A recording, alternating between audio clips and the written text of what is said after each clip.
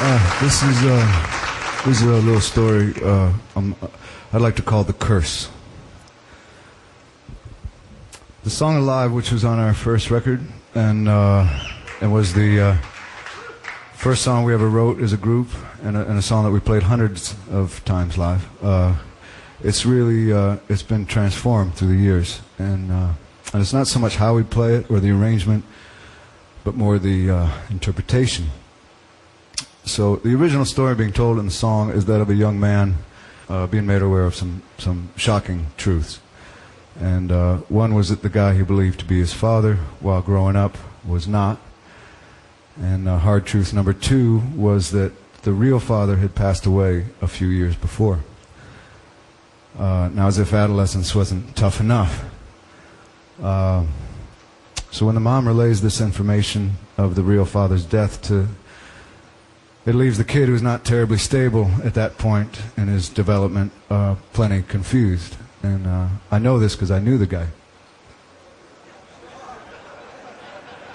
Not well, but I knew him. I mean, the guy was me, but I barely knew me then.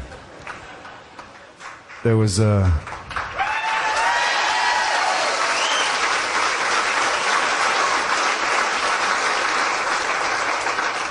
to be honest, I was barely there to be known. And so he takes all this news as a curse. You know, fine, you tell me these secrets, I'm supposed to forgive, but I got to figure a way, you know, to live with this. And fine, the dad's dead, but I'm still alive, and I got to deal with this. So it was a curse, you know, I'm still alive.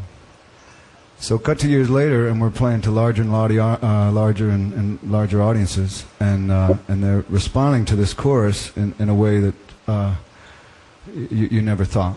And you know, folks are jumping down in the aisles and using their bodies to express themselves and belting it out, you know, singing along, you know, I'm still alive, you know, in mass. You know.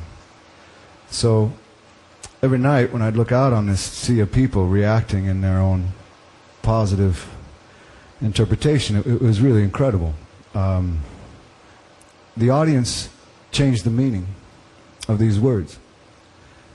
And when they sing I'm still alive, you know, it's like they're celebrating. And here's the thing. When they changed the meaning of those words, they lifted the curse.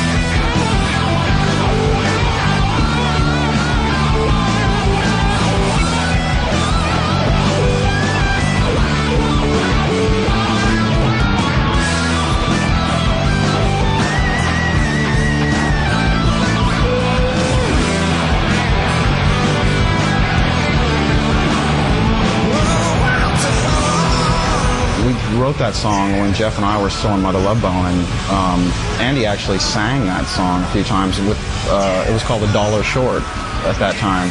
We asked Matt Cameron to come in and play on it, so it's interesting, the sort of symmetry, the way it comes back around, because you know, whatever, 12 years later, Matt Cameron is playing the song again with us.